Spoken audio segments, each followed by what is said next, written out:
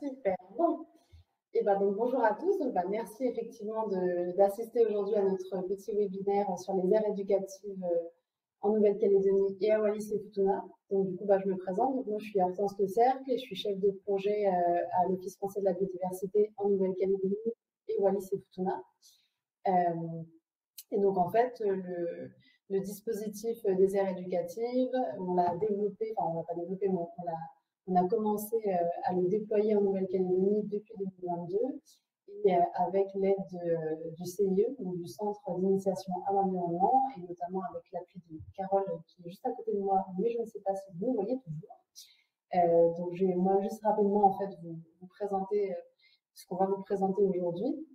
Donc, on va faire un petit rappel sur le dispositif des aires éducatives, parce que vous n'êtes peut-être pas tous forcément en fait familiers avec ce dispositif, ou peut-être pas tous engagés dans une aire éducative.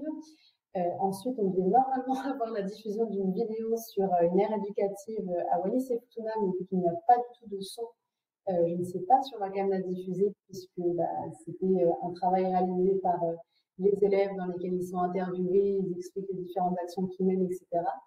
Donc voilà, je ne sais pas forcément si on la diffusera. Ensuite, on avait, moi c'est pareil avec nous. On avait aussi une présentation de l'aire éducative de Népouy qui sera faite du coup par l'enseignant Géry Flotta et Julien Barraud qui lui fait partie de l'antenne nord du Centre d'initiation à l'environnement. Après ça, on avait une présentation de l'aire marine éducative de Cheatiaou, qui est située à UVA, avec donc là c'est Sarah, qui est l'enseignante, et William, qui est le référent scientifique qui fait partie de l'association Paladanique, avec aussi une petite vidéo, donc cette fois-ci on aura avec le son. Et en tout dernier, du coup, on aura un petit temps d'échange et ensuite, éventuellement, des questions de votre part. Et ensuite, ça finira là. Donc, sans plus attendre, je laisse la parole à Carole. Donc, bonjour à tous. Donc, moi, je vais vous présenter effectivement ce que c'est qu'une aire éducative, puisqu'on a peut-être des personnes d'horizons différents. Donc, le dispositif des aires éducatives, c'est un projet pédagogique donc, qui va être porté par au moins une classe dans un établissement scolaire du primaire jusqu'au lycée. On peut également avoir plusieurs classes qui vont être intégrées dans ce projet pédagogique. Et le but, c'est que les élèves soient au cœur du projet et réfléchissent à la préservation d'un site, d'une zone, d'un petit bout de territoire qui n'est pas très loin de leur établissement scolaire. Donc, tout au long de la démarche qui va être mise en place, les élèves vont être au cœur du projet et vont devoir choisir un site, se questionner, observer, réfléchir, se poser des objectifs et définir des actions qu'ils vont choisir de mettre en place de manière à répondre à ces objectifs. Donc, ce projet, il va systématiquement être porté par un enseignant qui va s'en servir comme support pour mettre en place ces déroulés pédagogiques, ses besoins pour ses apprentissages, pour les apprentissages des enfants.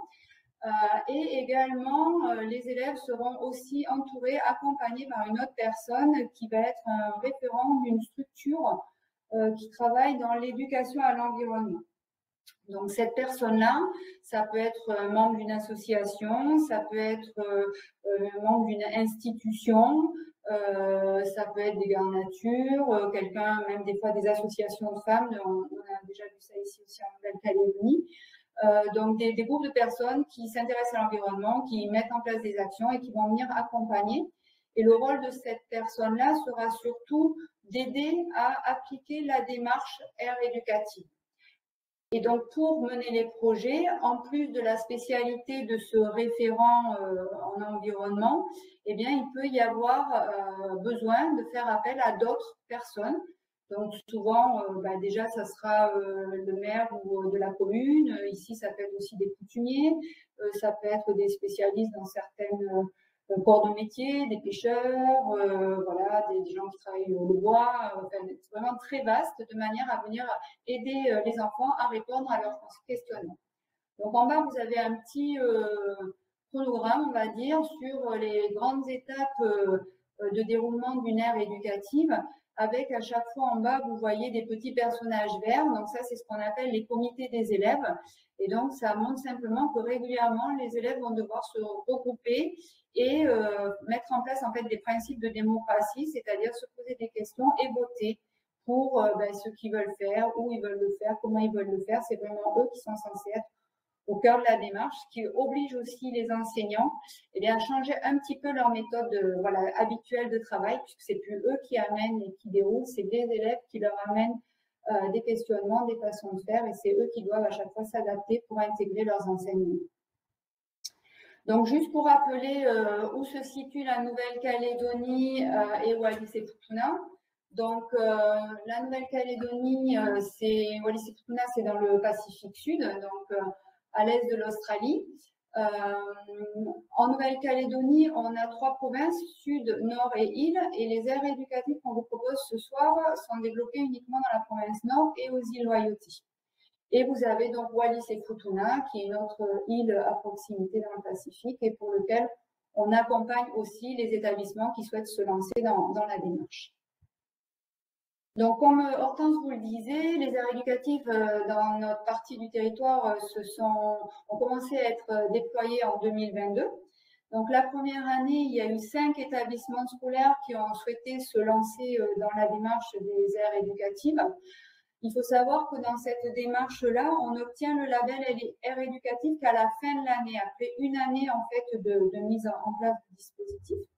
Donc, à la fin de l'année 2022, sur les 5 aires éducatives, il y en a une qui a été labellisée aire terrestre éducative et 3. Pardon, Carole. Pardon, Carole. Bonjour, je voudrais vous interrompre une seconde pour une parole très institutionnelle. Et que François Morisseau vous dise bonjour, la team OFB avec bonjour François. Voilà, désolé de vous déranger une seconde pendant le webinaire, mais c'était juste pour vous dire bonjour et vous dire que l'OFB était là aussi. Voilà, et faire la connexion. Super, ça marche, merci. Pas de soucis, à toutes. À toutes. J'étais intervenu aussi, pardon Carole. Le diapo, il n'a pas défilé depuis tout à l'heure. Là, ça y est, on vient de voir la diapo défiler, mais au début, ça s'était resté sur la première page, quoi. Il faut nous le dire, effectivement. Parce moi, j'avais écrit des messages. Il y a la discussion publique en même temps. Je voulais pas vous interrompre, mais regardez, j'avais essayé d'alerter, de vous envoyer des messages en même temps. Moi, j'ai cherché les endroits où il y avait des messages, j'ai pas trouvé. On voit pas on a juste l'écran du diapo et on voit plus rien de la plateforme, en fait. Ah, d'accord. Là, effectivement, on est arrivé, mais c'est que depuis tout à l'heure, ça ne défilait pas. Alors, peut-être juste remettre la carte. Est-ce que là, vous voyez toujours la diapo ou pas? Là, on voit la carte. La carte, ok. Alors, attendez. On n'a pas vu les autres diapos avant, quoi. Ah, ok. Ok, tout va bien. N'hésitez pas à nous interrompre dans ces cas-là, parce qu'effectivement... Donc là, vous voyez celui-là et celui-là.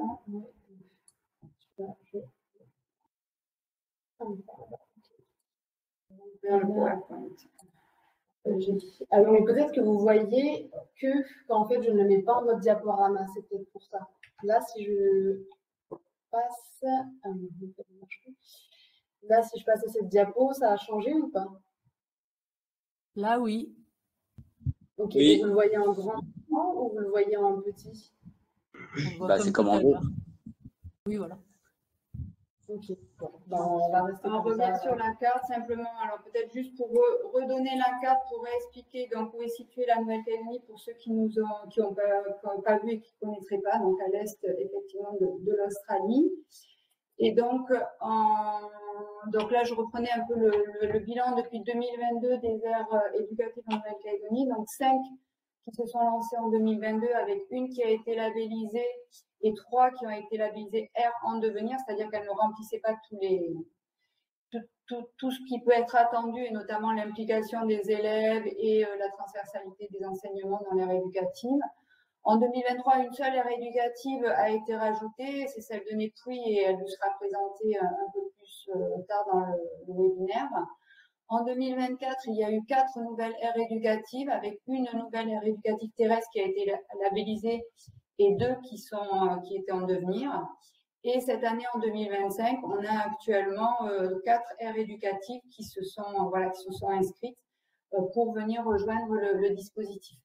Donc, malgré ces chiffres-là en Nouvelle-Calédonie, aujourd'hui, on considère qu'on n'a que 10 projets actifs, tout simplement parce que certains projets se sont mis en pause ou ont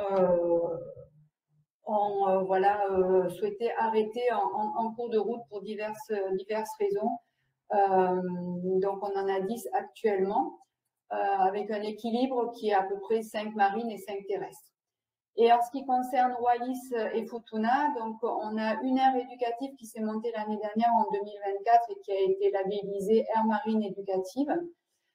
Et là, cette année, c'est très récent puisque c'est cette semaine, on a eu de nouveaux contacts avec une école, donc probablement que pour 2025, on aura une nouvelle aire éducative sur Wallis qui va officiellement, on va dire, parce qu'ils font déjà beaucoup de choses, mais officiellement se lancer.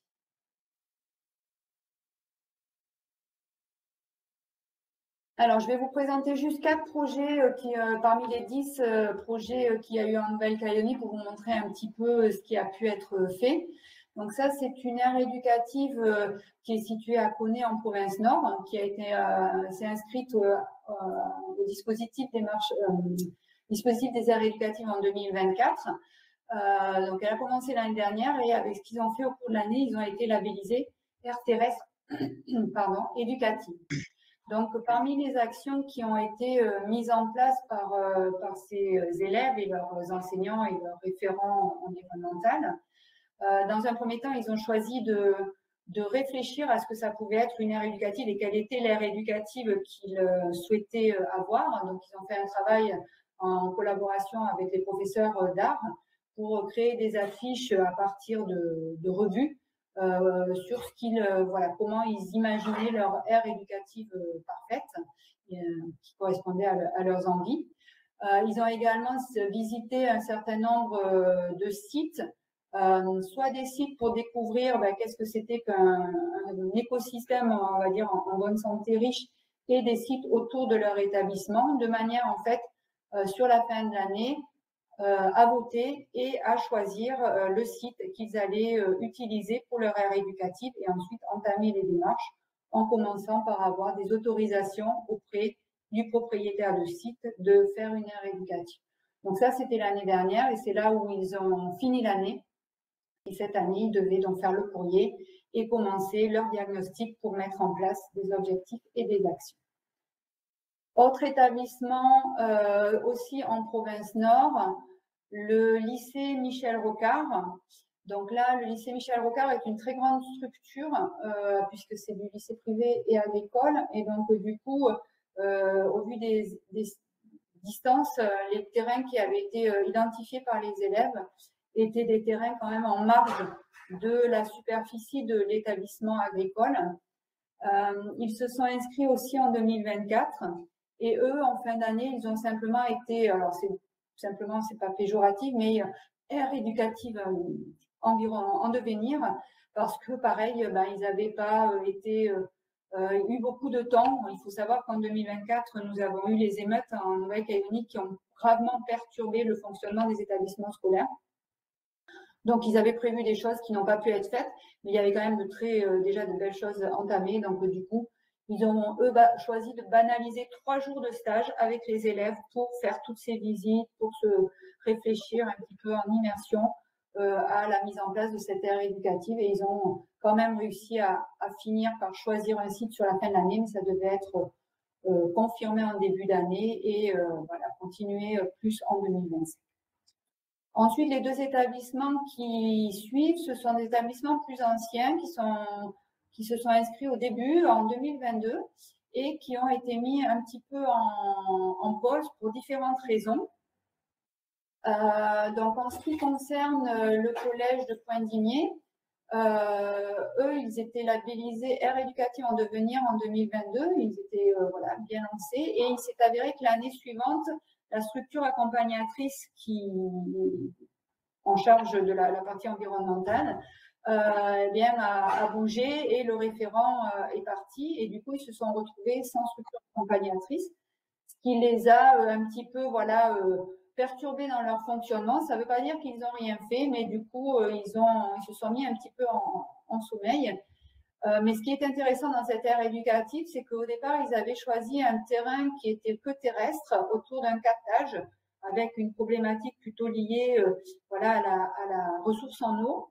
Et en fait, ils se sont rendus compte que finalement, travailler sur le bassin versant, enfin sur l'amont, ça avait aussi un impact sur ce qui passait en aval. Et donc, du coup, en deuxième année, ils ont choisi de changer la superficie, la délimitation de leur aire éducative pour avoir quelque chose qui part de l'amont et qui va jusqu'au lagon, avec notamment un suivi des récifs en bas, de manière aussi à créer du lien entre les différents écosystèmes. Et parce que je ne veux pas non plus être trop longue sur ça, la dernière exemple dont on voulait vous parler avec Hortense, c'est le collège Guillaume Douaré, qui est un collège de UVA, où là, en fait, ils se sont inscrits aussi en 2022 et ils n'ont pas encore commencé en fait à faire leur diagnostic et à mettre en place des objectifs et des actions, tout simplement parce qu'ils ont eu beaucoup de mal à choisir leur site. C'est quelque chose qui peut parfois prendre du temps. Et que surtout, après, ils doivent obtenir des autorisations pour mettre en place leurs actions. Et il s'avère que là, le site que les élèves avaient choisi à l'unanimité, ils n'arrivaient pas à trouver le propriétaire terrien. Donc, ça a pris la fin de la première année. La deuxième année, finalement, ils ont commencé à avoir des pistes et l'année dernière à trouver à qui appartenait ce terrain. Donc, c'était bien un terrain coutumier et ils avaient identifié la personne. Sauf qu'après, il y a eu les émeutes et que les accords voilà, d'utilisation du site n'ont pas pu être finalisés. Et du coup, probablement que ce qui devait se faire là en début d'année, on doit faire un point, c'est de changer de site pour aller sur un site où ils auront plus facilement des autorisations et enfin pouvoir lancer leur aire éducative. Donc voilà, c'était quelques exemples pour vous montrer ce qui se fait en Nouvelle-Calédonie. On a de l'aire marine, de l'aire terrestre, des fois des difficultés, comme dans d'autres aires éducatives, sûrement sur d'autres territoires. Mais en tout cas, voilà, beaucoup d'intérêt et de volonté dans les établissements qui se lancent dans ce dispositif. Et puis pour la suite, on va vous montrer, on va passer la parole plutôt aux acteurs, à ceux qui sont dans les aires éducatives, de manière à ce que eux-mêmes puissent vous présenter leur travail. Donc, je laisse la main à Hortense. Peut-être on va quand même passer la vidéo pour montrer un peu les images. On peut discuter un peu dessus. Non, je vais essayer. Je ne vais pas le faire maintenant si jamais ça prenait du temps, mais peut-être quand Sarah aura la main sur la présentation avec sa vidéo, j'essaierai de voir si j'arrive pas, moi, à la charger sur la plateforme, parce qu'il y a une option là qui nous propose de charger en fait les documents. Donc je vais essayer de, si jamais ça marche pas, on la passera sans son, et du coup on va peut-être directement changer l'ordre de la programmation, et du coup on va laisser la parole à l'aire éducative de Népouy avec Jerry et puis Julien pour la présentation. Et vous me dites du coup quand je passe les diapos. Merci.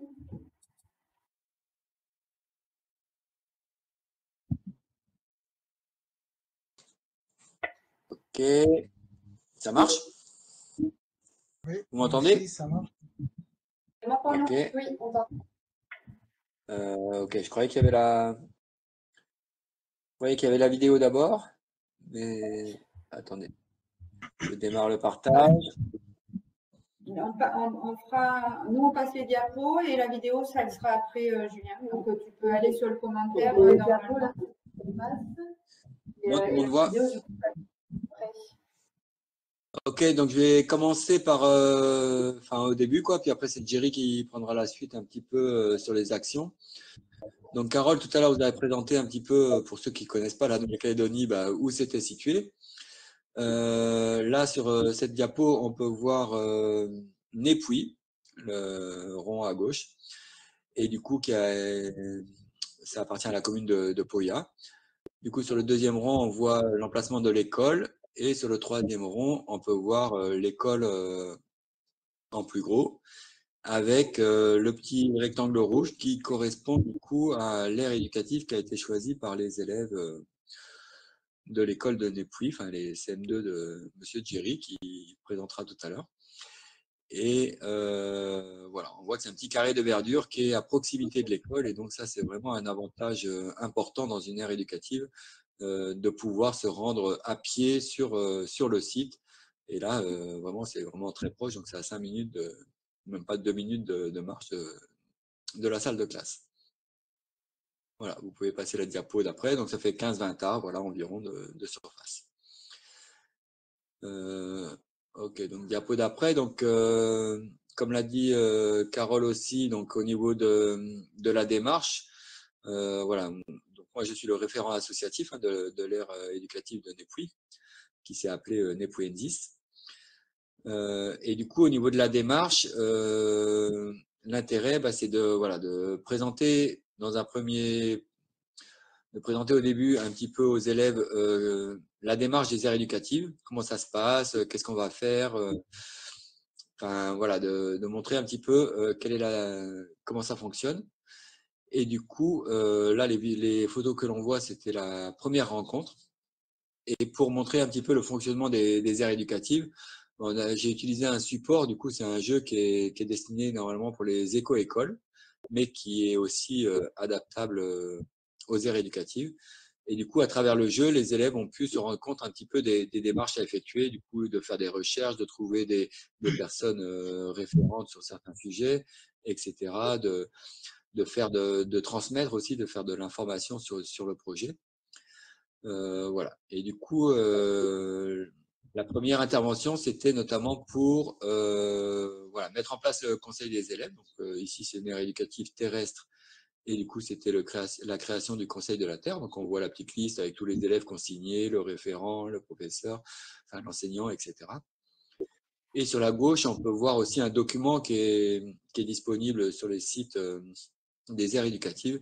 Et du coup, c'est le carnet de l'élève. Et du coup, là, Monsieur Flotta avait imprimé ses cahiers pour chaque élève. Et du coup, chaque élève avait son petit carnet à remplir pendant l'année.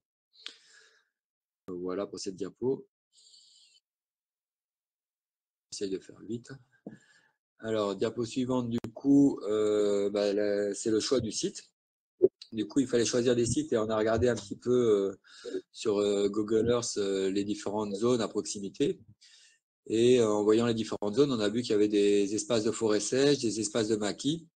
Et du coup, les élèves ont choisi aussi d'aller voir ces sites-là pour pouvoir choisir. Donc là, c'est les visites sur les sites. Donc à gauche, c'est les photos de la forêt sèche à la baie des Sapins. Et à droite, c'est les photos du maquis minier. Du coup, découverte de ces deux milieux naturels. Voilà, bon, on peut continuer. Voilà, une fois que les sites ont été visités, bon, il y avait effectivement le site à proximité de l'école qui avait été visité. Donc là, j'avais pas mis les photos.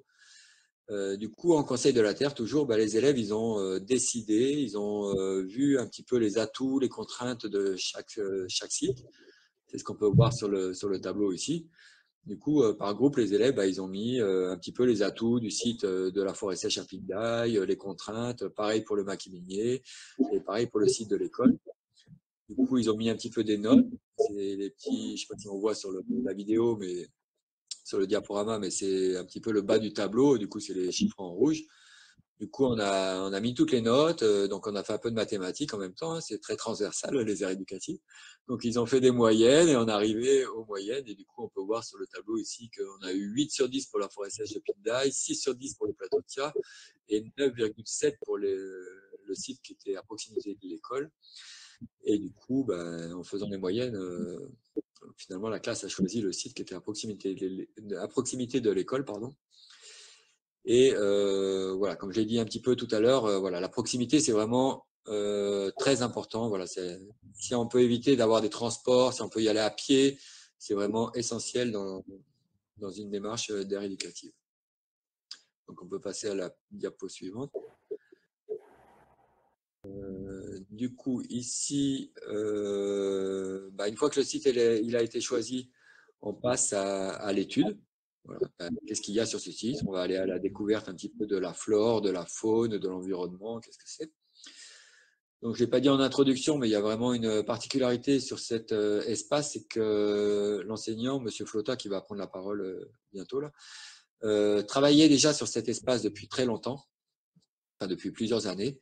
Et du coup, il y avait déjà eu de nombreuses actions qui avaient été mises en place les années précédentes avec les classes précédentes.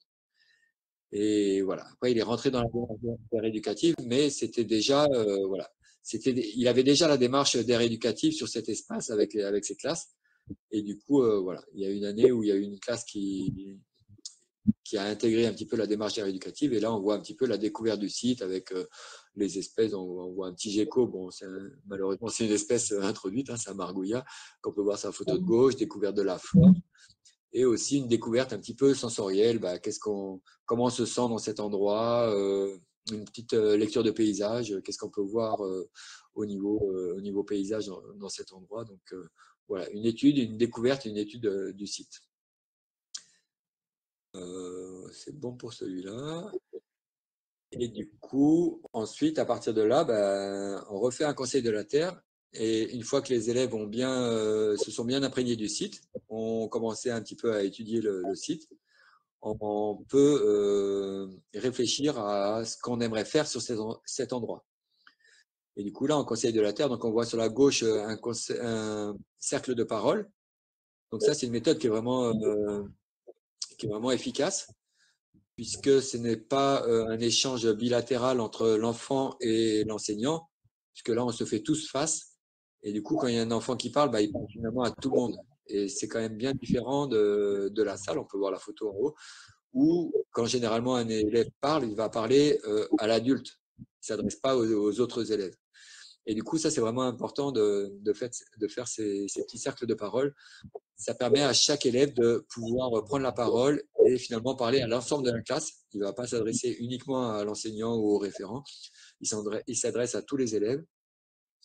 Et le cercle de parole, bah, on le matérialise aussi avec un bâton qui va passer d'un enfant à l'autre.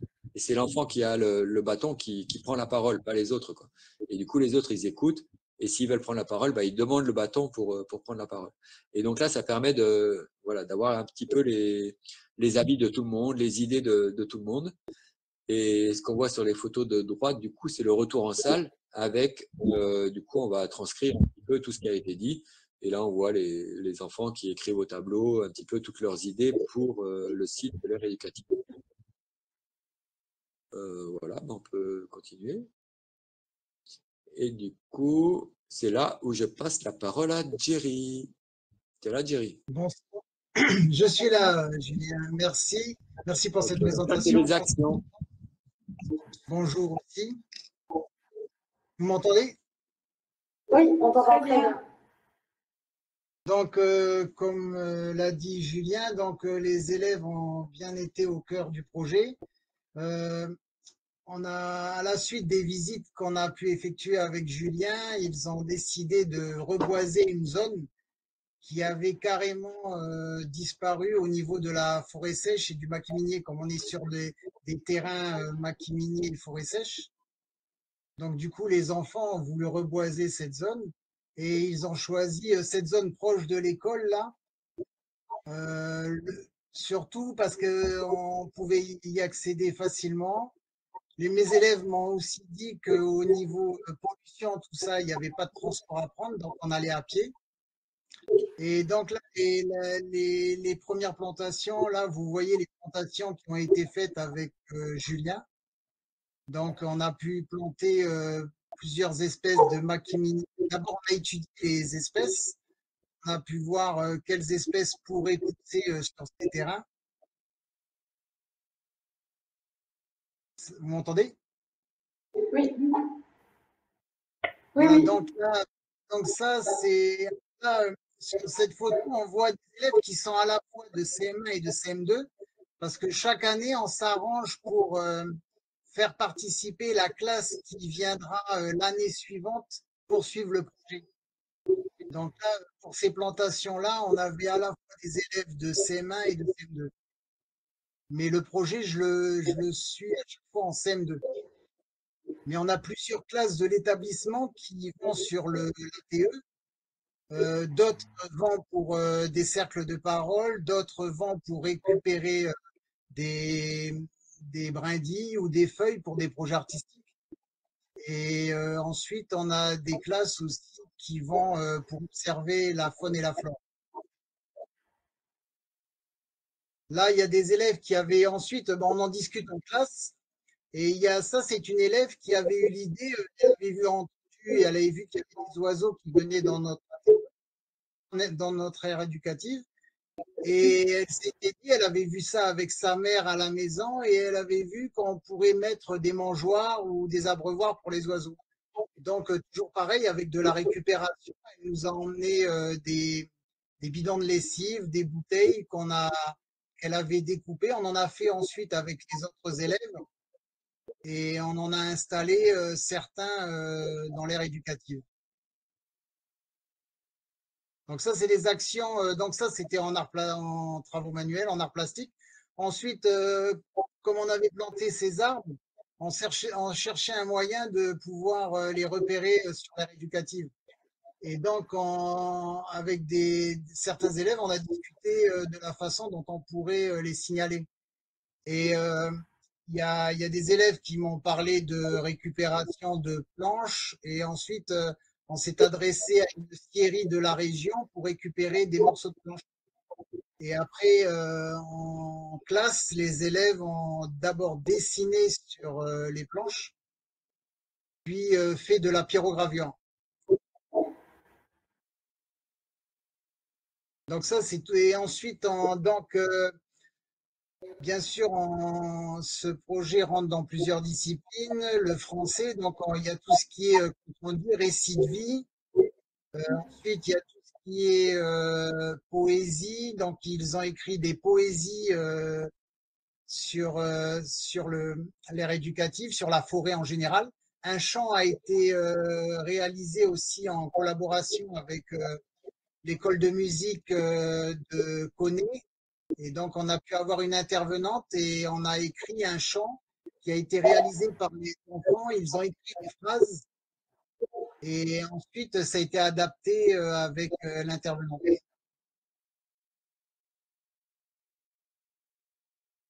Donc là, vous avez, voilà, ce que je disais tout à l'heure, certaines poésies, des poésies qui ont été écrites par les enfants.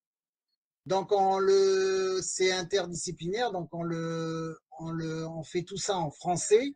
Mais comme le disait Julien, en mathématiques aussi, on aborde tout ce qui est mesure. Ensuite, il y a des petits problèmes qui sont réalisés aussi. Donc, les mathématiques, le calcul, tout ça, on aborde tout ça au travers de l'ère éducative.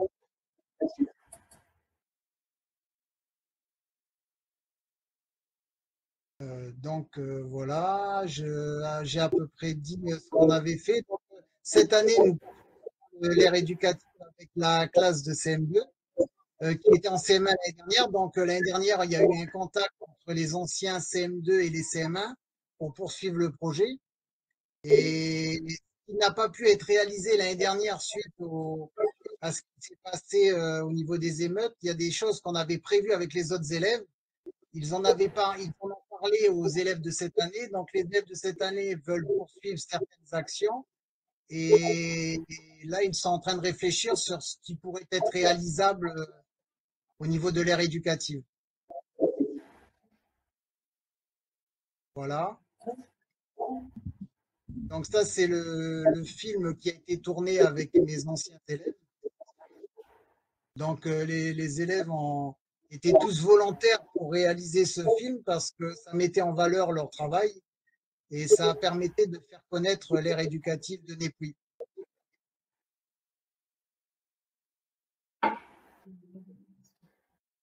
Et nous avons obtenu la labellisation suite à toutes les actions que nous avons menées. Et tout ça, nous l'avons réalisé avec l'aide de Julien et d'intervenants extérieurs comme la personne que vous avez vue pour le chant. Nous avons aussi été aidés par le personnel encadrant de l'école.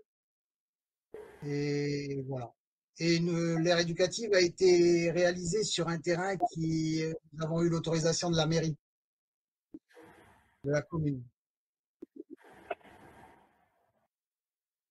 Merci beaucoup, Géry. Je pense que je vais tenter de mettre votre vidéo parce que comme elle est en ligne, j'ai bon espoir que je puisse... Après, Julien, je pense que j'ai à peu près tout dit, je ne sais pas.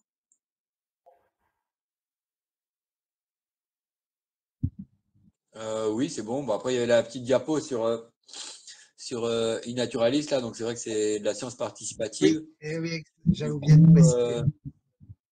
Voilà, j'ai essayé de faire le maximum de photos aussi du site, des espèces présentes sur le site, de les diffuser sur du coup un site qui est mondial, hein, donc iNaturalist. Là, je vous invite à aller voir ce que c'est.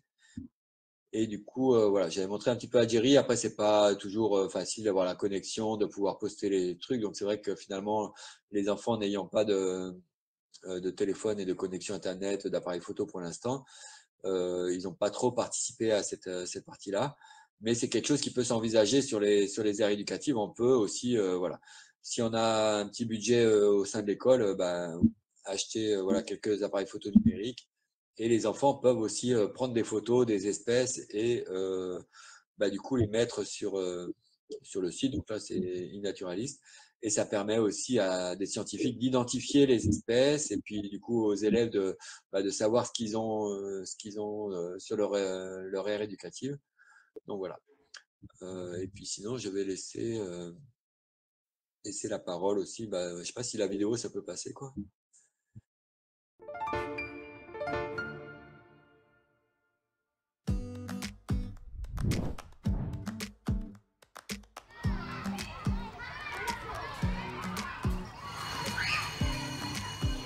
C'est qui le Conseil de la Terre?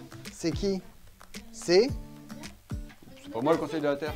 C'est nous tous. C'est vous, c'est vous avec Jerry, avec moi. Et là, qu'est-ce qu'on a choisi? On a choisi que l'aire éducative, elle allait se faire ici. Vous avez décidé de faire des choses. Qu'est-ce que vous avez... Oui, des plantations. Des plantations, voilà. Mais tout ça, qu'est-ce que c'est? C'est des actions. Vous avez choisi les actions que vous souhaitiez faire pour le sentier. Ça va être à vous de trouver votre plante. Et en regardant bien les feuilles, en regardant bien comment est faite la plante, vous allez essayer de la retrouver sur le sentier. Et une aire éducative terrestre a de nombreux avantages. On va utiliser l'aire éducative comme support pour aller à la rencontre de l'environnement, faire des découvertes, des recherches. Ça permet à l'enseignant après de retravailler derrière. Les écoles ne sont pas choisies. Il suffit simplement que l'école fasse cette démarche, aille voir donc, le centre d'initiation à l'environnement ou directement l'OFB pour s'inscrire dans cette démarche. Donc c'est vraiment elles qui font le choix de rentrer dans la démarche des aires éducatives.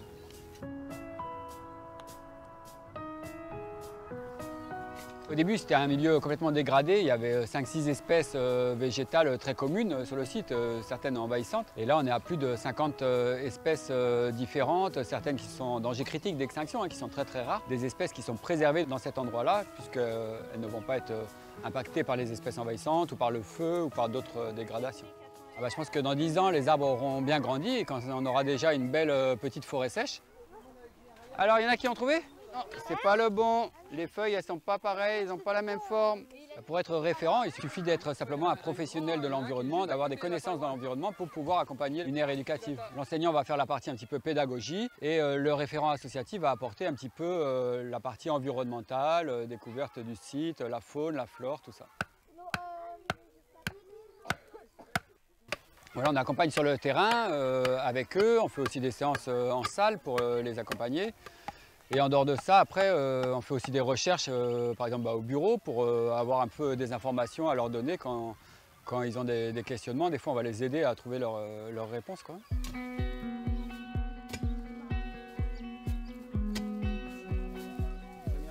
Le projet avec l'école, c'est de créer un environnement qui soit accessible à tous les enfants de l'école, leur permettre d'observer des espèces qui sont endémiques, qui appartiennent aux deux milieux que sont la forêt sèche et le maquis minier.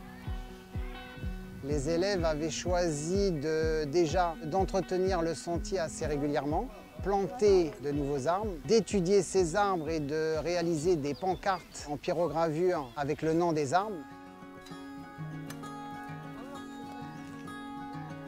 Je suis très fière d'avoir planté tous ces arbres. J'aime vraiment l'ère éducative parce que ça nous donne de la vie pour nous et pour les arbustes et toute autre sorte d'espèces.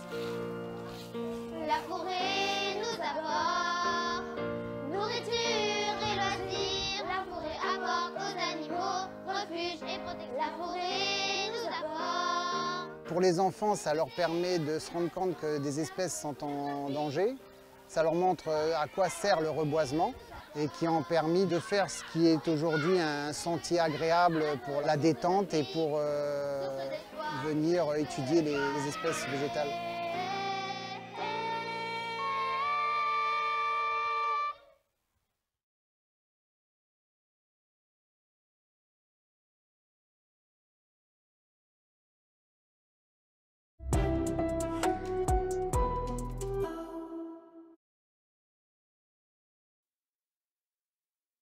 Bravo, elle est trop belle cette vidéo. C'est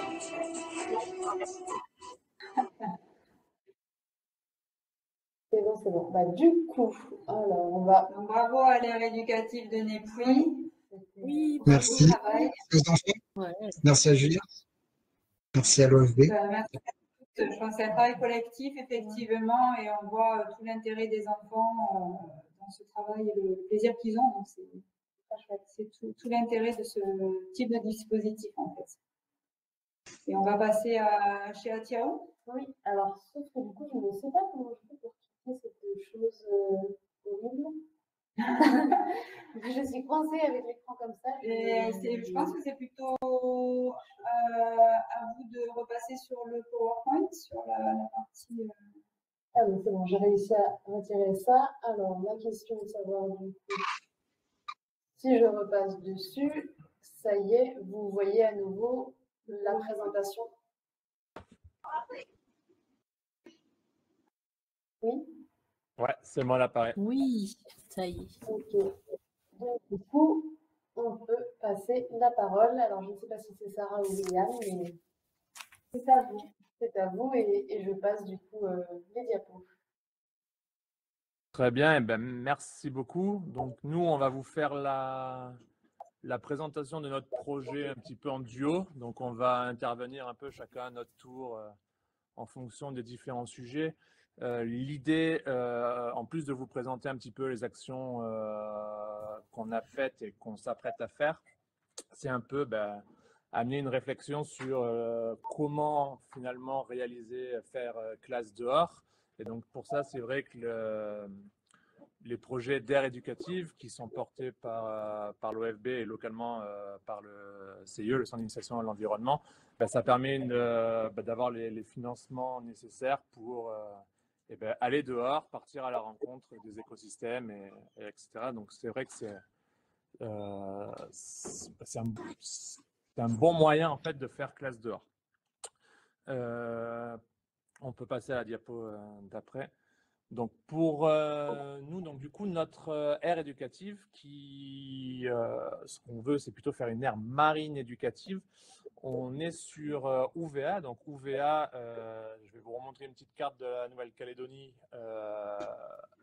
Donc on est dans le Pacifique et on est grosso modo à 350 km de Nouméa, dans le nord-est.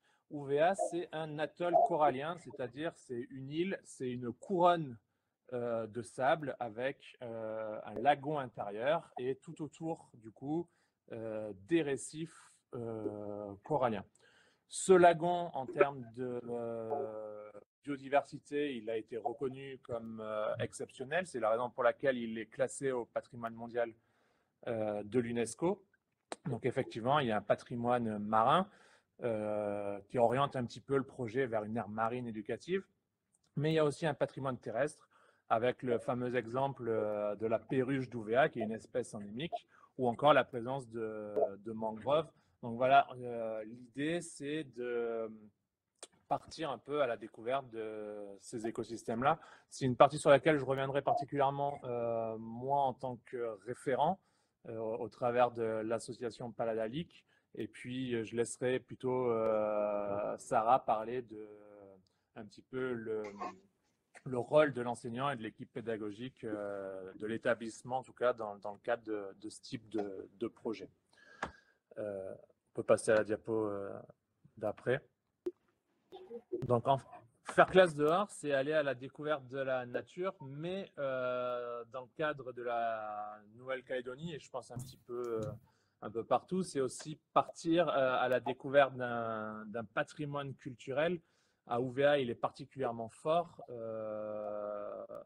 notamment, on va parler du patrimoine culturel kanak, que ce soit au niveau de la pêche traditionnelle, de l'agriculture ou tout simplement le lien en fait que les populations vont entretenir avec la nature, les croyances, les espèces qui vont être des totems pour certaines tribus. Donc voilà, donc faire classe dehors au travers de l'aire marine éducative, c'est un petit peu essayer d'aller à la rencontre, observer, comprendre, échanger autour d'un côté le patrimoine naturel et d'un autre côté le patrimoine culturel.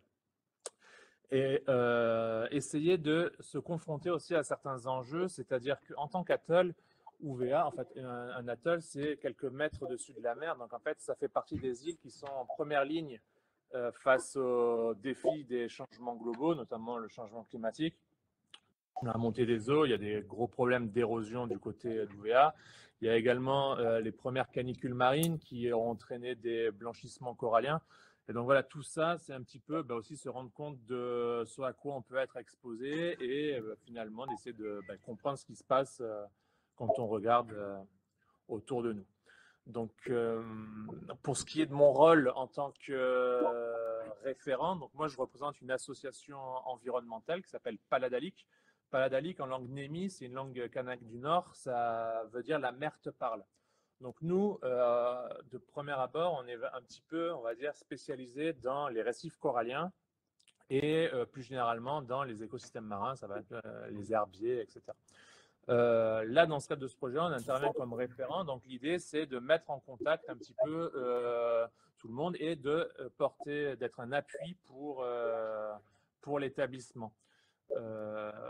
Aller à la découverte des récifs, ça représente un enjeu. Il faut faire de la randonnée palmée, il faut aller dans un milieu aquatique. Donc voilà, il y a toute une démarche, il faut tout un cadre à mettre en place pour pouvoir réaliser ce type d'activité. Et en plus de la compétence, on va dire, biologique, on apporte également la capacité pour les classes de se mettre à l'eau et réaliser ce type d'activité en ayant des encadrants diplômés de ces activités-là. Voilà. Ensuite, c'est d'essayer, le nerf de la guerre de tous ces projets, il faut quand même le signaler, c'est l'argent. Et donc, du coup, le rôle aussi du référent, c'est d'essayer d'aider l'établissement à trouver des sous. L'Office français de la biodiversité rend possible ce type de projet, mais pour le pérenniser, on a un petit peu vu la présentation de Carole tout à l'heure, il faut arriver à pérenniser les financements. Et donc voilà, là, c'est un petit peu le rôle du référent aller fédérer différents acteurs autour du projet. Donc nous, dans notre cas, par exemple, c'est Air Calédonie qui permet les allers-retours au niveau des îles. C'est aussi trouver des supports auprès des institutions, etc., pour essayer de faire en sorte que le projet démarre, mais tienne dans la durée. Voilà un petit peu pour le rôle du référent. Si vous avez des questions, je reviendrai un petit peu plus en détail sur les actions vraiment dans lesquelles on intervient. Mais voilà, un petit peu. Merci beaucoup. Merci William. Du coup, je vais continuer un petit peu sur la partie plus professeur. Nous, c'est un peu différent de Nepouy puisqu'on est une aire éducative en devenir. Donc, on débute tout juste notre cheminement et je voulais passer un petit message d'encouragement parce que j'avoue que nous, tout a débuté l'année dernière.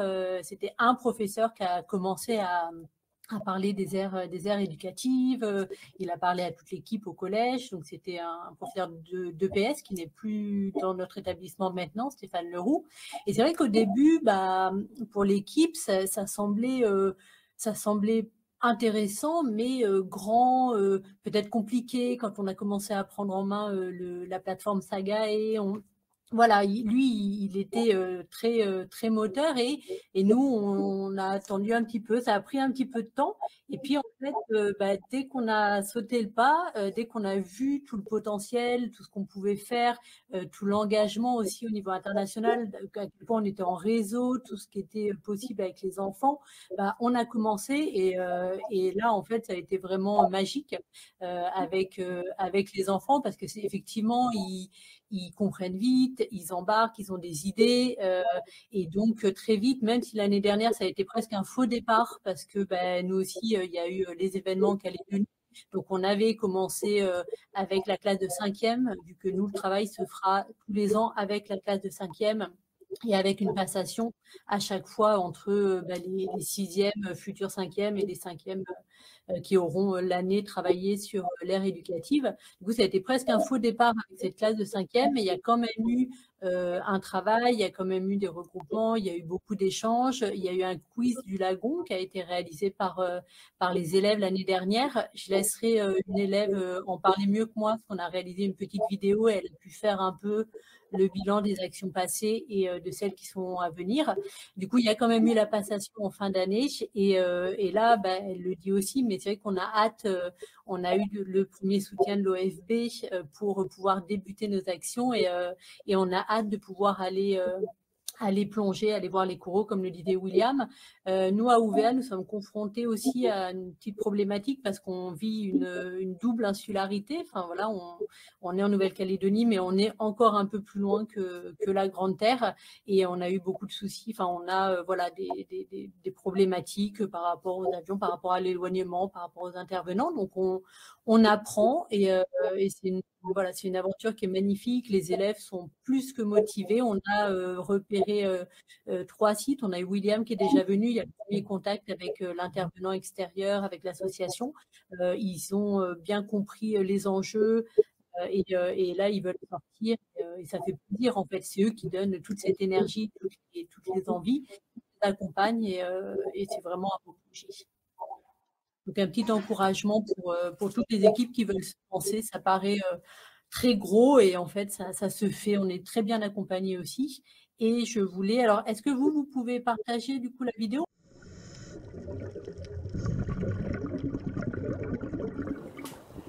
Bonjour, je me présente, je m'appelle Denise et je suis dans la classe de 5e à Tchatchaou qui se situe sur l'île d'Ovea. L'île d'Ovea est en Nouvelle-Calédonie. La Nouvelle-Calédonie est ici, entre l'Australie et la Nouvelle-Zélande, à peu près vers là. Aujourd'hui, je voudrais vous parler de notre projet, nous les 5e. Ce projet se nomme l'Aire marine éducative. Ce projet a débuté l'année dernière avec les 5e de l'année dernière et qu'ils ont réalisé un quiz et qui nous ont posé des questions et nous avons joué à ce jeu. Après, il y a aussi William de l'association Paladali qui est venu nous parler des suivis des coraux et aussi comment les distinguer parce qu'il y a plusieurs formes de coraux, comme comment les différencier et voir si les coraux sont en bonne santé. Donc, toutes les deux, vous avez montré votre vignette. Vous avez la vignette poisson. Comparez-les, c'est quoi la différence ? Voilà. Donc toi, ça veut dire qu'il y a beaucoup de poissons. Toi, ça veut dire qu'il n'y a pas beaucoup de poissons. À ton avis, s'il y a beaucoup de poissons, c'est de quel côté? C'est côté en bonne santé ou côté en mauvaise santé? Donc tu peux le coller du côté de la bonne santé. Dans l'eau, par exemple. Et toi, pareil, tu peux le coller côté... Voilà. Ok. On continue avec les ressources. Qui c'est que les invertébrés? Et en juillet, on ira dans 3 sites pour aller voir les coraux, s'ils sont en bon état, pour faire un diagnostic.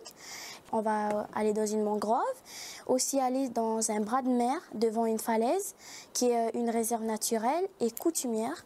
Et le 3e site, c'est une plage près du collège, où il y a déjà eu un travail de suivi de traits de côte par des élèves avec le prof de sciences, M. Baumann. Donc là, vous faites quoi? Vous mesurez d'un point là-bas, c'est ça? Oui, on mesure tous les 1 mètre. D'accord, tous les 1 mètre? D'accord, et fais voir comment tu notes. Où est-ce que tu prends la mesure? Donc là, c'est quoi? hauteur de mire. Donc là, c'est avec cet appareil, comment ça s'appelle? Oui, c'est un... C'est un topomètre. Un topomètre, d'accord. Et donc, il faut le tenir droit, c'est ça, grâce à... Grâce au niveau, il faut que la goutte elle soit au milieu. La bulle, d'accord. La bulle. Et à partir de là, vous tirez le fil. On regarde ici. Numéro. Et on marque ici. Très bien. Et du coup, moi et ma classe, on a très hâte en juillet d'aller voir les sites là, pour pouvoir y plonger, pour voir les coraux et pour savoir aussi où on fera notre belle aire marine éducative. Merci.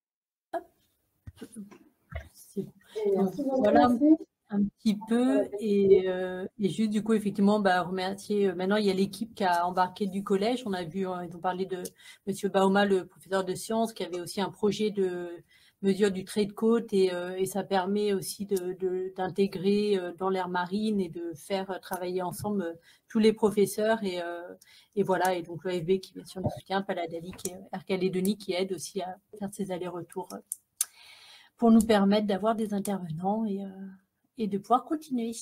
Et merci à Denise qui a fait la vidéo. Je lui ai parlé du thème et elle a fait ça d'un coup. Et elle est très motivée, comme toute la classe de 5e. Vraiment top, Denise. Ouais, elle est cool. Merci. Ouais, est-ce que vous avez des commentaires sur les dernières diapos du PowerPoint ou ça complète un peu ce que vous avez dit de toute façon déjà? On n'avait pas été jusqu'au bout, peut-être qu'on peut marcher dernière diapo. C'est un peu ce qu'a raconté Denise, du coup on ne s'est pas étendu. Oui, voilà, c'était juste peut-être finir sur la photo. Il y a des questions, on pourra les utiliser pour revenir dessus. On ne voit plus le diapo. En parallèle, on essaye de trouver une solution pour passer la dernière vidéo qui correspond en fait à l'ère éducative de Wallis et Futuna. Parce qu'a priori, on peut passer les images, mais pas le son. Et vu que les élèves et le maître ont quand même mis vraiment beaucoup d'énergie, donc c'est un petit peu dommage de ne pas pouvoir la passer. Là, ça a été compliqué parce qu'on ne peut pas charger et je ne sais pas comment on trouve l'URL d'un fichier multimédia en fait. Donc après, sinon, on passe. Tu ne peux pas commenter sur les images de la vidéo par rapport à. Après, il pourra la rajouter pour le, comme il disait, il pourra au moins la rajouter pour le. Images, voilà, pour montrer un petit peu quand même le travail qui a été fait, voilà, des élèves par rapport et leurs professeurs par rapport à leur aire éducative et à la présentation de ce soir. Et on la transmettra,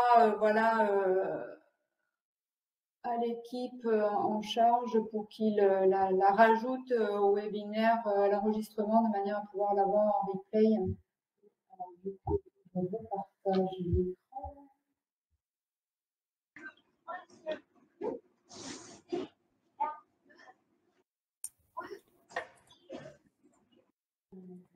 Moi, je vois rien. Enfin, c'est normal. Ouais, non, pas, je ne vais pas encore repartager. Ah, ok. Là, c'est voilà, on était revenu puisque c'était toi qui avais pris la main, donc on récupère la main pour repartager notre écran ici. Pardon, c'est trop bien. Et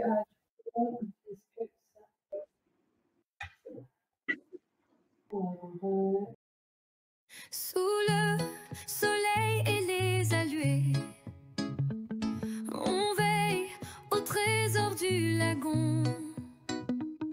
Mangroves, récifs font émerger.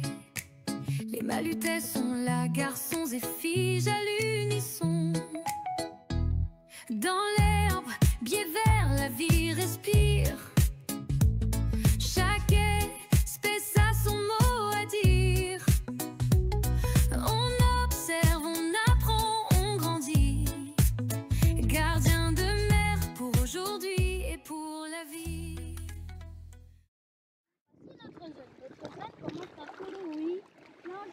Tufua, Maraifo, et ici jusqu'à Polococo. Nous descendons vers Nukuapo jusqu'à Nukufetaru, Nukutakumoa et nous finissons par faire le tour de Waiua et revenir à pied. Nous avons choisi cette zone pour 3 raisons. La première, c'est parce qu'elle est facilement accessible. Notre école n'est pas loin, elle est à 2 minutes de marche. La deuxième, chacun de nos camarades habite sur ces 4 villages. La troisième, c'est parce qu'il y a les différents milieux. La mangrove, le platier, l'herbier, le lagon, le récif Rojan et le récif Barrière. Alors moi, je suis ici pour vous présenter les actions qu'on a pu faire et les actions qu'on va faire pour le projet. Pour commencer, comme on ne savait pas qu'est-ce que c'était la mangrove, nous avons demandé à notre référente de nous aider. Et pour nous aider, on nous a emmenés à Waitauru. Et on a appris beaucoup de choses à Waitauru. Nous nous sommes encore plus documentés à l'école. Et comme on savait tout ça, nous avons demandé à nos maîtresses et aux maîtres de faire une action pour la mangrove. Donc on a décidé d'aider l'association de Tufua à planter des plants de palétuviers. Nous avons réussi à planter 466 palétuviers en une seule matinée. Et quand on avait fini les actions pour la mangrove, nous avons commencé à travailler sur l'herbier. On avait appris beaucoup de choses sur l'herbier, comme les phanérogames. On en a trouvé 3 dans notre zone. Enfin, dans une partie de notre zone. Bon, bref, c'est pas beaucoup. Ensuite, on avait découvert beaucoup d'espèces sur l'herbier, comme le loli-ouli, le matamata, tout ça. Mais ces 2 espèces, ce sont des holotules. Nous avons appris des choses comme les éponges de mer qui vivent souvent sur l'herbier, les coquillages comme le caloa etc. Cette année, on a créé notre hymne de l'AME. Pour cela, on a créé trois groupes. Le premier groupe a créé le premier couplet, le deuxième le refrain, le troisième a créé le deuxième couplet. Et maintenant, il ne reste plus qu'à chanter. Sous le soleil et les alluets, on veille au trésor du lagon. Mangroves, récifs font émerger. Les malutais sont là, garçons et filles à l'unisson. Dans l'herbe, biais vert, la vie respire. Chaque espèce a son mot à dire. On observe, on apprend, on grandit. Gardien de mer pour aujourd'hui et pour la vie. Mougela, source d'éclat, là où l'on croit en chaque pas. Protéger, c'est aussi aimer. Transmettre ce qu'on a su aimer. Connaître, vivre et transmettre la mer. C'est notre cri, notre lumière. Fier Maluteille, debout pour demain. Unis pour l'océan, main dans la main.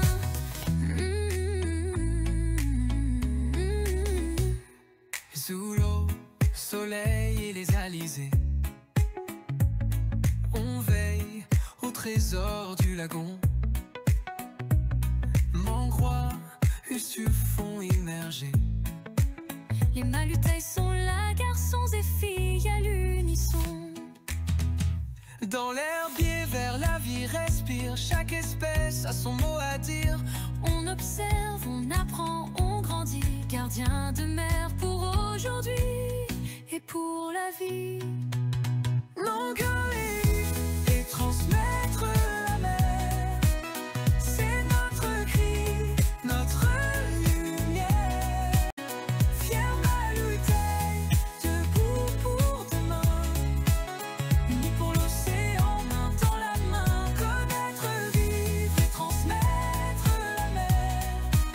C'est notre cri, notre lumière. Fier Maluteille, debout pour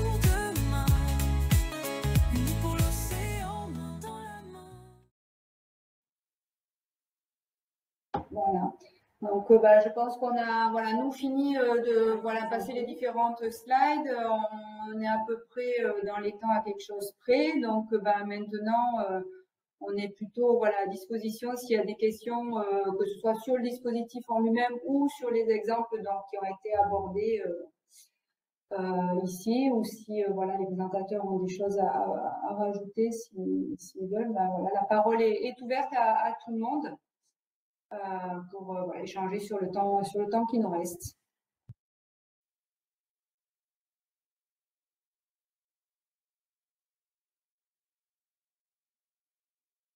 Je sais pas. Bonjour, est-ce que vous m'entendez? Oui, oui, tout à fait. Bienvenue. Parfait. Je suis Milvia Rastrelli, je suis italienne, je travaille et je vis à Rome, en Italie. Je fais partie d'un joli projet européen Erasmus qui s'appelle Dehors c'est la classe. Et les promoteurs est français, c'est la Ligue de l'enseignement de la Loire. Il y a aussi comme partenaire nous sommes une coopérative sociale de Rome, les Mille una Notte, et il y a une autre association belge qui c'est la Ligue de l'enseignement.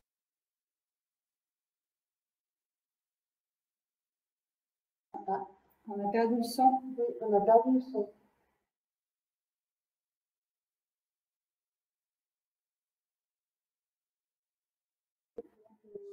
Je suis désolée, on ne vous entend plus. On ne vous entend plus du tout. Il y a le micro qui est coupé. Le micro est coupé. Peut-être réouvrir le micro. Maintenant, voilà, c'est bon. Je suis désolée, je ne sais pas ce qui se passe dans mon mobile, portable, bon, aujourd'hui. Et bon, je disais que nous, en Italie, nous sommes en train de faire, dans tous les pays européens que je viens de mentionner, un sondage et on a recueilli presque 400 questionnaires dirigés aux écoles de l'Europe européenne, de ces 3 pays, pour voir effectivement quelles sont les expériences de l'école dehors, des classes dehors, les difficultés, les opportunités, les échéances, etc. Mais c'est ce que je voulais dire que nous, en Italie, nous travaillons avec plusieurs zones protégées, reconnues comme telles par l'Union européenne, Réseau Nature 2000, que chez vous, j'ai vu, selon la classification française, ce seront des aires éducatives. Des aires éducatives où, par exemple, je mentionne l'une d'elles qui s'appelle Monument naturel marécage de Torre Flavia. C'est une aire marine, à 40 km nord de la ville de Rome, que c'est tout entièrement géré avec les écoles et surtout avec, je vais voir si c'est possible vous montrer quelque chose. À voir. Non. Je ne sais pas si vous avez le droit de partager les droits. Oui, un petit moment que j'essaye de voir, je ne sais pas pourquoi il ne me permet pas. Il y a sûrement... alors, attendez. C'est pas moi qui peux le faire. Voilà, bonjour. Je suis dans ma cuisine, pardonnez-moi, c'était plus simple. Alors, regardez, cette zone protégée, eccola, voilà, c'est Torre Flavia et ils disent que c'est la première aire éducative italienne totalement, entièrement gérée avec les enfants. Donc, je pense que c'est exactement ce que je viens de voir de la Calédonie, de l'expérience de la Nouvelle-Calédonie. Nous aussi, nous faisons presque les mêmes choses. C'est intéressant de voir que dans les différents coins de la Terre, non? On fait des choses différentes. Nous aussi, nous travaillons avec, chez nous, ça s'appelle MBC, National Biodiversity Center. Les Italiens, comme vous savez, nous utilisons beaucoup la langue anglaise. Mais ça serait comme le EOFB, exactement la même chose. Et j'étais très intéressée à savoir quelles sont les exigences de conformité et qui vous donne la labellisation. La thématique de la labellisation m'a laissé plutôt, première question, intéressée. Et deuxième question, Je voulais savoir, quelqu'un de vous parler des difficultés des enfants dans l'apprentissage de la mathématique. Chez nous, c'est un désastre. L'Italie est l'un des pays européens où il y a les scores les pires dans les classes de mathématiques. Et je voulais savoir qu'est-ce que vous faites en termes de mathématiques en plein air, disons en ouvert, dans les aires éducatives. Deuxième question. Et troisième question, j'ai une troisième question. Attendez, parce que je suis concentrée. La troisième question, c'était... ecco, sì. Allora, si j'ai bien entendu, les sciences, nous l'appelons citizen science, les sciences de citoyenneté ouverte, non? Nous le faisons, nous le pratiquons aussi. Et je voulais savoir si chez vous, dans votre expérience, ces sciences sont un peu une plateforme pour travailler des compétences transversales, soit dans les enseignants, soit avec les élèves, c'est-à-dire aussi avec les arts, etc. Voilà mes 3 questions. Pardon si j'étais un peu longue. Je vais quitter parce que... OK. Merci. Merci beaucoup pour vos questions. Alors du coup, pour la première, je peux y répondre et ensuite les autres, je laisserai plutôt les enseignants et les référents. En fait, la labellisation des aires éducatives, c'est l'OFB en fait qui la discerne, parce que du coup, le concept aire éducative, c'est quelque chose qui est porté par l'OFB. Et donc, du coup, les enseignants, enfin, les écoles qui déposent du coup une candidature pour devenir aire éducative nous déposent à la fois une demande de subvention et en parallèle de ça, ils créent aussi un compte sur une plateforme qui s'appelle Sagae qui permet en fait de décrire en fait l'aire éducative au fur et à mesure. Donc c'est sur ça qu'ils vont mettre le projet déposé initialement et au fur et à mesure mettre des photos, des documents, les comptes rendus des conseils des élèves, etc. Et donc il y a certains critères pour obtenir le label. Donc je ne les connais pas tous par cœur, mais par exemple il faut qu'il y ait au moins, il me semble, 3 conseils des élèves. Et donc à partir du moment où ils respectent effectivement ces différents critères, nous ensuite à l'OFB, on se réunit avec le CIE aussi et d'autres instances avec ce qu'on appelle un groupe régional des aires éducatives. Donc, on a un GRAE, donc on a un GRAE pour la Nouvelle-Calédonie, avec aussi le vice-rectorat dedans, donc ceux qui sont en charge de l'éducation. Et c'est là qu'on va dire, en fin de chaque année, donc voilà, on a telle ou telle aire éducative qui nous soumet sa demande de labellisation. Et donc, oui, ils cochent bien toutes les cases. On a les conseils des élèves, ils ont bien fait les sorties comme prévu, ils ont fait ci, ils ont fait ça. On leur octroie le label aire éducatif pour cette année. Ou à l'inverse, comme le disait par exemple Sarah tout à l'heure, certains, ils sont en aire éducative en devenir, parce que voilà, comme ils débutent, on ne peut pas tout de suite leur donner le label, mais néanmoins, ce qu'ils ont proposé est quand même super. Et donc, du coup, pour quand même encourager les établissements, on propose aussi le label aire éducative en devenir, et qui, en général, l'année suivante, se transforme en label aire éducatif tout court. Donc, voilà, ça, c'est quelque chose qui est décerné par l'OFB. Donc, on a un petit diplôme, ils ont aussi un drapeau avec le label dessus, etc., qu'ils reçoivent. Et voilà, et pour les mathématiques, et du coup, je laisse les enseignants et les référents nous dire ce qu'ils font de beau pour faire travailler les méninges des enfants. Qui se lance parmi nos intervenants? Moi, je peux me lancer si vous voulez. Il y a plusieurs exemples d'un point de vue, vous parliez des mathématiques. Parmi les étapes pour la création de l'aire marine éducative, il y a ce qu'on appelle le diagnostic écologique.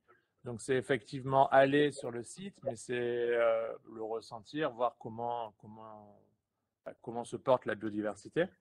Donc, il y a plein de méthodes différentes. Et si on commence à se rapprocher des méthodes, on va dire, un petit peu plus scientifiques, on parlait tout à l'heure des méthodes de suivi participatif, Il y a par exemple la création tout simplement d'indicateurs de biodiversité.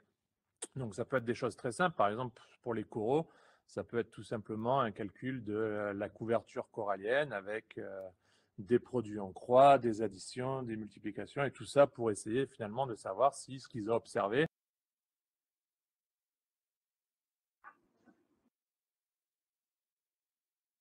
Vous m'entendez? Oui. On t'a perdu quelques secondes, mais t'es là. Ah, d'accord. J'en étais où? J'ai donné l'exemple des coraux? Oui. Oui, les produits en croix et puis et des additions Voilà. et soustractions. Donc là, par exemple, calculer la couverture corallienne. Après, ça a été, on parlait aussi tout à l'heure, par exemple, du conseil de la mer, du conseil des élèves. C'est tout simplement faire un compte rendu en calculant un petit peu les pourcentages pour chaque endroit, chaque site, etc. Enfin, voilà, c'est vraiment, on peut intégrer des mathématiques à différentes étapes, donc pour la partie maths. Et après, pour l'aspect culturel, peut-être Sarah, tu peux un petit peu parler de l'aspect chant, musique, etc. Moi, je peux citer aussi l'exemple de fresques qu'on a pu mener avec l'art marine éducatif de Wallis, donc plutôt un atelier artistique. Donc voilà, oui, effectivement, après, on peut faire appel à toutes les disciplines, toutes les matières, et essayer de fédérer le plus d'enseignants autour du projet. Merci beaucoup. C'est très intéressant. Nous aussi, nous faisons beaucoup de recherches sur la biodiversité parce que, comme vous savez, nous avons beaucoup de problèmes dans la zone de la Méditerranée. Avec les changements climatiques, il y a beaucoup plus d'espèces exotiques envahissantes. Et donc, c'est ce que nous faisons. Nous recueillons des données avec les enfants même, soit sur les espèces endogènes, c'est-à-dire les espèces qui sont typiques du marécage de la Méditerranée et de la zone dunale et rétrodunale. Et en même temps, on fait aussi comment dirais-je, les classements des espèces exotiques. Et avec les enfants, nous faisons la replantation, la reforestation d'espèces endogènes, endémiques de la Méditerranée. Mais on ne l'a jamais fait sous un point de vue de la conversion en exercice mathématique. C'était pour cette raison que j'étais très, très intéressée. Et si c'est possible, William, de partager quelques, je ne sais pas, quelques lignes guides, quelques ressources éducatives que vous puissiez avoir, ce serait vachement intéressant pour nous et je pense pour d'autres dans le réseau européen. Voilà. Merci. Eh bien, écoutez, on va le faire d'ici une quinzaine de jours. Donc, ce que je peux faire, c'est prendre un petit peu des photos, les supports, et puis vous pouvez me laisser votre adresse, et puis je vous enverrai tout ça.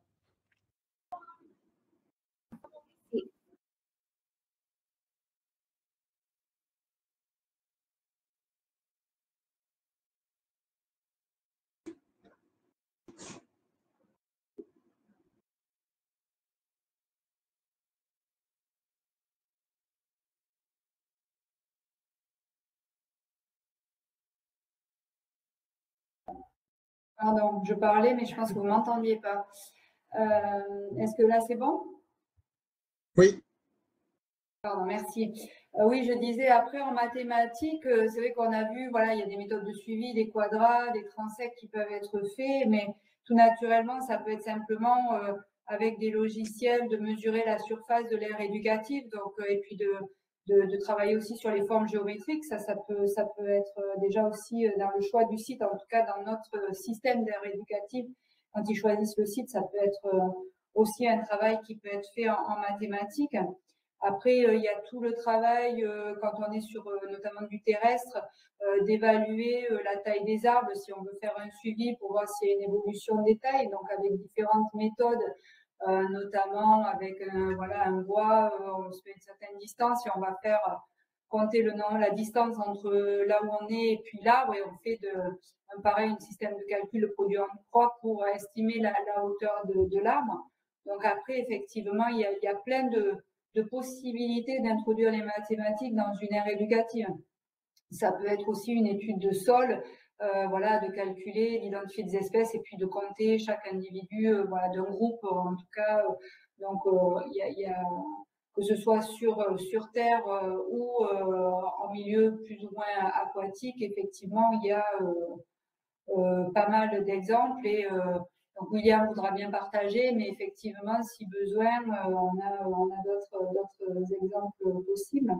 Et pour répondre à la dernière question, savoir si j'ai bien compris, si les sciences sont la base un petit peu de tout. Alors, je ne dirais pas forcément les sciences, mais la biodiversité, forcément, dans une aire éducative, va avoir une place prépondérante. Mais par contre, voilà, ça ne veut pas dire que c'est forcément la science, c'est pas forcément la porte d'entrée sur certaines aires éducatives. Alors, du coup, sur un autre dispositif en Nouvelle-Calédonie qui est en province sud, on a des aires éducatives qui sont portées par des professeurs qui ne sont pas du tout scientifiques, notamment des professeurs de lettres, et qui font tous leurs cours de littérature autour de l'aire éducative par rapport à ce qui est observé pour créer voilà, de la poésie, mais ça peut être de l'observation, se servir des espèces comme d'un support à d'autres textes de littérature pour les introduire. Ça peut être simplement d'être dans un espace où on se sent bien pour se poser et pour faire le cours. Il y a des classes qui font le cours français dans leur aire éducative, par exemple, ou de lire, voilà, de s'exprimer. Alors évidemment, derrière, après, il y a tout ce qui va être création, puisqu'on a vu avec la pyrogravure, les systèmes de panneaux qui peuvent être créés, mais ça peut être des fresques, ça peut être des jeux. Donc après, je pense que clairement, l'aire éducative et donc ce système de classe dehors peut être vraiment un très, très beau, bel outil pour introduire en fait toutes les matières. On va évidemment introduire après l'histoire géo avec le développement durable, la culture du lieu, mais plus largement, voilà, pour expliquer la géologie de l'endroit où on est, la géologie dans le monde. Il y a vraiment énormément de possibilités. Au début, c'est forcément un peu plus, en tout cas dans notre système, où c'est vraiment les enfants qui sont au cœur du dispositif, un coup à prendre, je pense, pour les enseignants, puisque c'est effectivement pas leur habitude de travail. Mais dès que, en fait, on rentre là-dedans, ça ouvre énormément de capacités et de possibilités. Et souvent, les enfants, du coup, même quel que soit leur niveau, quel que soit leur bagage, on va dire, vont chacun à leur façon trouver de la place pour pouvoir s'exprimer dans ce type de dispositif. Donc, je ne sais pas si ça répond à la troisième des questions, mais en tout cas, voilà, en étant moi-même ancienne enseignante, je sais que c'est un système qui permet vraiment d'introduire toutes les matières. Et aujourd'hui, alors pas en Nouvelle-Calédonie encore, parce qu'on est neuf dans ce dispositif nouveau, mais je sais qu'en métropole, certains enseignants, alors plus facilement en primaire que dans le secondaire, mais font tout leur enseignement de l'année sur l'aire éducative. Et donc, au fur et à mesure des questionnements des enfants, eh bien, ils viennent introduire les différentes notions de chaque matière qui sont abordées sur l'année scolaire. Donc, ça peut vraiment être vraiment une autre façon d'enseigner très différente et très formative et très intéressante, je pense, à la fois pour l'enseignant, parce que c'est un challenge aussi, malgré tout, mais voilà, pour les enfants, parce que c'est eux qui sont au cœur et qu'on apporte réellement les réponses à leurs questions, tout en leur apportant les enseignements qu'ils doivent apprendre. Eh bien, merci, parce que c'est très intéressant pour moi, pour nous, pour pratiquer concrètement, non, sur la zone protégée que je vous mentionnais avant. Et si j'ai bien compris, et ça me semble-t-il un bon point aussi, intéressant, c'est que la structure de l'éducation des cours scolaires devrait se rendre plus démocratique, afin que, par exemple, vous avez mentionné les enfants qui font partie des conseils. Vous avez mentionné les conseils de la mère, vous avez mentionné aussi les conseils scolaires avec les enfants participants. Tout à fait. À Rome, il y a des établissements scolaires où les enfants participent à choisir concrètement les cours d'études et les thématiques à toucher pendant l'année. Et je pense que ça, que nous voyons aussi, que chaque fois que je vais à Torre Flavia, dans la zone protégée que je vous ai dit, et je vois bien que quand les élèves font partie des classes où la démocratie est réellement pratiquée, c'est-à-dire que les enfants peuvent choisir les thématiques à toucher, et pas seulement de la biodiversité, mais aussi dans d'autres disciplines, comme l'anthropologie, par exemple, l'histoire, l'éducation civique et citoyenne, non? L'ouverture. Chez nous, il y a la problématique des migrations des humaines, d'autres humaines qui viennent de l'Afrique, par exemple, et d'autres pays, extra-européennes, et c'est une thématique, comme vous savez, très polarisée politiquement. Et c'est ce que nous faisons à Torre Flavia, et que nous traitons à la fois l'immigration des animaux, des oiseaux particulièrement, à la fois avec l'immigration humaine. Par exemple, il y a, nous faisons un travail très important civique et citoyen sur l'importance des migrations pour l'enrichissement de tous et de toutes. Et je voulais savoir si vous aussi, vous avez expériencé problématiques sur les côtés de la démocratie, de différentes ethnies et cultures en Calédonie. Merci. Oui, voilà, c'est un vaste sujet en Nouvelle-Calédonie au vu de la situation qu'on traverse voilà, depuis un certain temps. En tout cas, ce qui est sûr, c'est qu'effectivement, l'intérêt de ces dispositifs, c'est déjà que la Calédonie est pluriethnique, donc ça, c'est déjà un fait. Et que du coup, c'est aussi ce qui va émerger dans la façon de fonctionner de ces aires éducatives et en donnant la parole à tous les enfants et comme le disait Julien, en essayant de faire en sorte que voilà, il n'y en ait pas un qui soit avant les autres, mais vraiment qu'il y ait une égalité d'expression, etc. Chacun va pouvoir exprimer son point de vue et souvent son point de vue face à son expérience d'enfant, mais son expérience quand même personnelle et sa culture familiale. Et c'est ce qui va aussi amener voilà, des échanges et des votes et des partages et orienter voilà, les différentes actions qui vont pouvoir être mises en place derrière aussi en fonction de cette richesse culturelle. Donc, c'est pas forcément du lien par rapport à une immigration active qu'on pourrait avoir nous en Nouvelle-Calédonie, mais on a voilà, des mouvements de population qui font que de toute façon en Calédonie, en permanence, il y a du mélange ethnique, des gens qui viennent, des gens qui partent, des gens qui sont libanais, des gens qui sont d'Indonésie, des Européens, des gens de Calédonie, etc., depuis plus ou moins longtemps. Et donc, voilà, ce travail-là, il est intégré et il est pris en compte, en tout cas, dans tout ce qui va être mené dans l'ère éducative grâce à ce principe de démocratie où chacun voilà, peut s'exprimer, va donner son avis, va devoir le défendre aussi, peut-être, pour essayer de faire passer.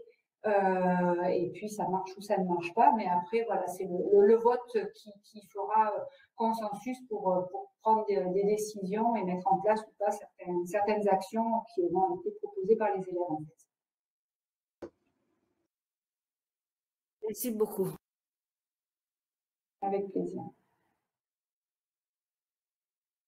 Du coup, je ne sais pas, on a un peu dépassé le temps, mais est-ce qu'il y a éventuellement voilà, d'autres questions? Je pense que dans le chat, je ne vois rien s'afficher. Je ne sais pas s'il y a d'autres personnes qui veulent intervenir, qui auraient des questions. Peut-être sur place à Marseille aussi. Ou à Marseille, je ne sais pas si voilà, il y a plusieurs personnes sur place et qui auraient des questions sur place.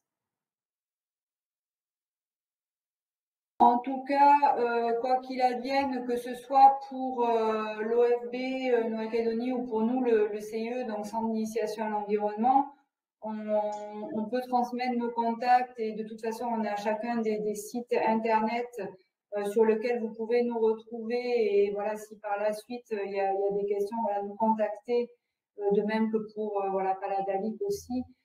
Si par la suite il y avait des questions, il ne faut pas hésiter à à nous contacter pour voilà, qu'on puisse échanger, continuer la discussion derrière, après ce webinaire.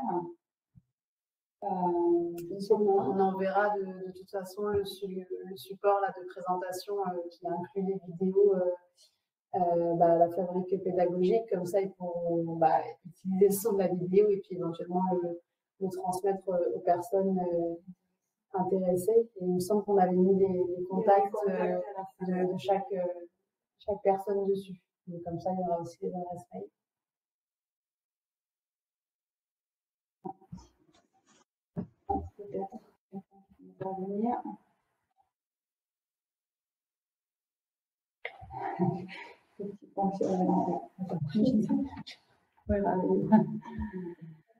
Alors, c'est quoi la question? Pourriez-vous faire une ligne de groupe? Ça, je pense que c'est à la fabrique pédagogique de le faire, parce que je pense que c'est eux qui ont les différentes adresses mail. Nous, on a les adresses et les contacts de personnes, en fait, à moins que vous les mettiez quelque part, mais sinon... Donc, je pense que quand vous êtes inscrit au webinaire, la fabrique pédagogique a vos contacts et du coup pourra transmettre effectivement les différents supports et du coup nos contacts aussi, comme ça si vous voulez qu'on échange derrière. Ok, merci. Parce que j'étais en train de penser que nous, dans l'Europe, on est dans ce moment un peu trop enfermé et pas du tout ouvert au reste du monde. Et j'étais en train de penser que les projets Erasmus que nous sommes en train de faire avec les ligues de l'enseignement des autres pays, ça pourrait être joli de vous rejoindre ou faire de manière que vous puissiez participer dans quelques actions, même si à distance, si vous êtes intéressé, bien évidemment. Voilà, je lance cette idée et après sera la Ligue d'enseignement de la Loire qui est le promoteur à faire les pas nécessaires. Mais je voulais savoir si de votre côté, il y a un intérêt à voir ce que nous sommes en train de développer et au contraire, nous, partager vos expériences et aussi vos ressources, parce qu'il y a une partie du projet qui est justement sur cela.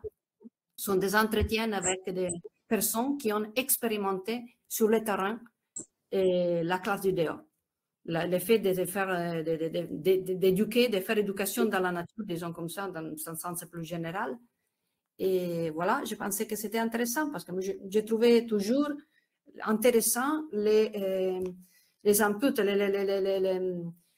comment dirais-je, les expériences de ceux qui vivent hors de l'Europe et qui ont d'autres contextes possiblement moins compliqués d'un point de vue moins bureaucratique, débureaucratisés par rapport à nous, et donc ont des manières plus spontanées, voilà, et un peu la spontanéité que je pense que nous pourrions récupérer grâce à des expériences de d'autres. Par exemple, j'ai des interchanges avec le Brésil, et là aussi sont de grandes expérimentations éducatives.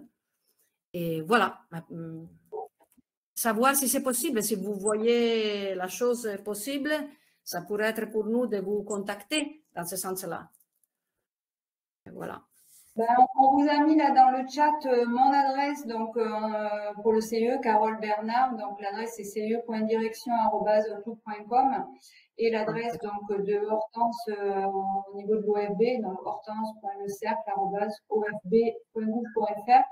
Éventuellement, William, si tu veux rajouter dans le chat ton adresse, parce que je ne l'ai plus forcément en tête, j'ai peur de taper une erreur.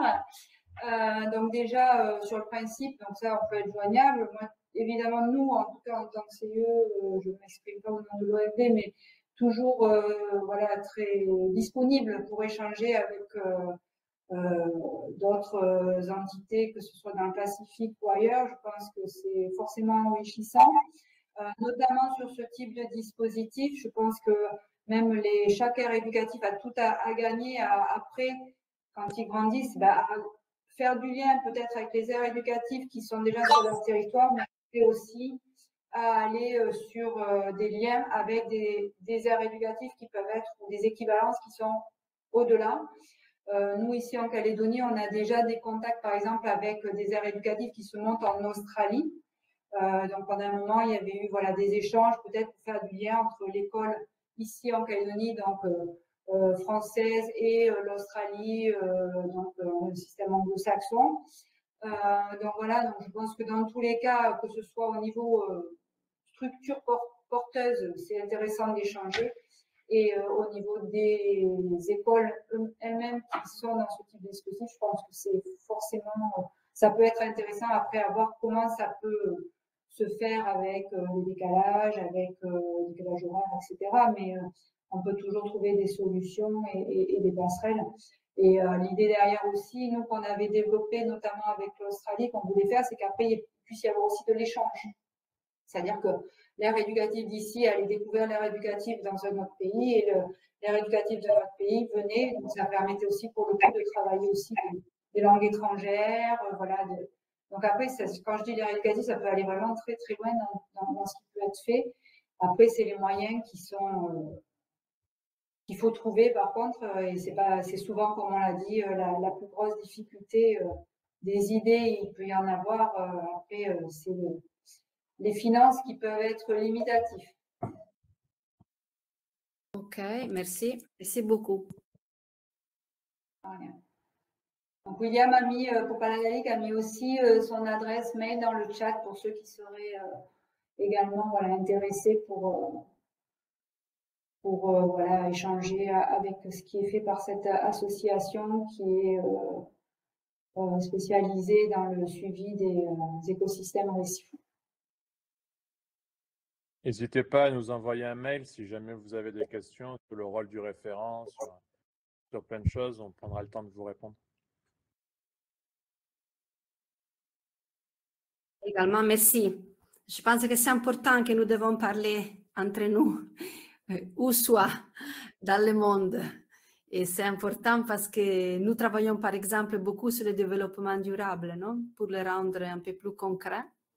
Et nous trouvons que ce soit décisif, fondamental, apprendre les uns des autres. Et ça, c'est vraiment sans frontières, c'est vraiment non, hors de la nationalité.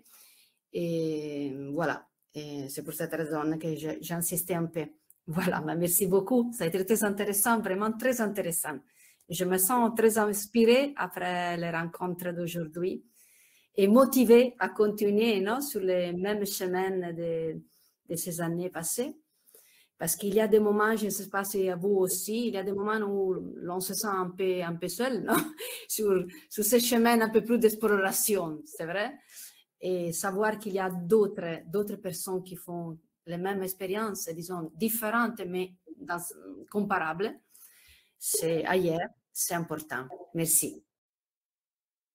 Merci à vous pour votre témoignage. Et effectivement, je pense que vous n'êtes pas la seule à avoir par moment voilà, des difficultés, beaucoup de doutes, que ce soit, on l'a vu sur certaines heures éducatives, hein, où ça a du mal à avancer, mais de notre côté, c'est aussi l'expérience de la vie.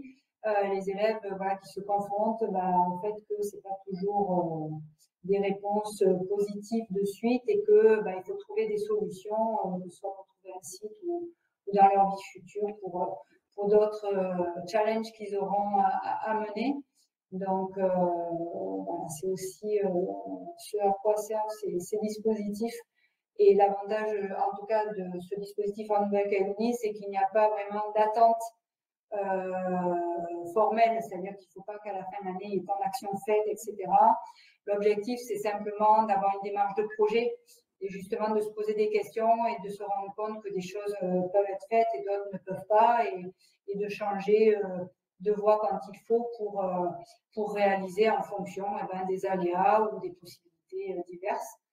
Et finalement, c'est l'apprentissage de la vie future, quoi, en tant que citoyenne. Donc, c'est pas forcément négatif, mais ça peut être parfois riche de doutes et d'épuisement, mais voilà. Heureusement, voilà. Si on est à plusieurs, effectivement, je pense que ça encourage à poursuivre. Donc, merci pour votre témoignage aussi. Je ne sais pas s'il y a d'autres interventions, sinon on a dépassé l'heure, mais je pense que c'est intéressant. Donc voilà, Ah, si, un autre intervenant. Je vous en prie, vous avez la parole. Bonjour, c'est Benjamin Chaupetit de la Fabrique des communs pédagogiques. Voilà, Benjamin Gentil m'a passé le relais pour la fin du webinaire. Merci de votre participation. Et bien, du coup, je pense qu'on va pouvoir conclure. Du coup, et on vous enverra tous les éléments pour que vous puissiez les partager et récupérer les vidéos. Je pense que je ferai un lien, un WeTransfer avec une PowerPoint et des vidéos séparées, etc. Comme ça, vous aurez... Parfait. Ben, merci à tous voilà, d'avoir été présents, soit en matinée, soit en soirée, suivant où vous êtes voilà, dans le monde. Et n'hésitez pas, voilà, encore une fois, à nous contacter si vous avez voilà, d'autres questions qui viendraient par la suite. En tout cas, on était ravis de pouvoir partager à cet événement des rencontres internationales de la classe dehors et à vous partager les expériences de la Nouvelle-Calédonie et de Wallis-et-Futuna dans cet esprit-là. Voilà. Merci à tous. Merci beaucoup. Merci à tous. Bonne journée. Bonne continuation à tous. Au revoir. À la prochaine, aux prochaines rencontres. Merci tout le monde.